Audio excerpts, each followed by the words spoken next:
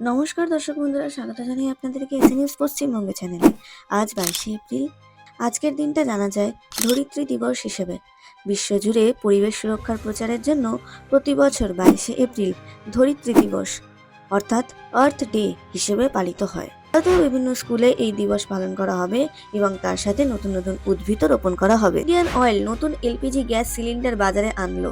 এটি বিস্ফোরিত হয় না, ওজনেও খুব হালকা। এই সিলিন্ডারে আগুন লাগলেও বিস্ফোরণ হবে না, বরং পুড়ে ছাই হয়ে যাবে। এই গ্যাসে শো করে গ্যাসের পরিমাণ এবং এটি ওজনে মাত্র 5 কেজি। সুরক্ষা রাশি হিসেবে 800 টাকা দিয়ে এই গ্যাসটি সংগ্রহ করা যেতে পারে।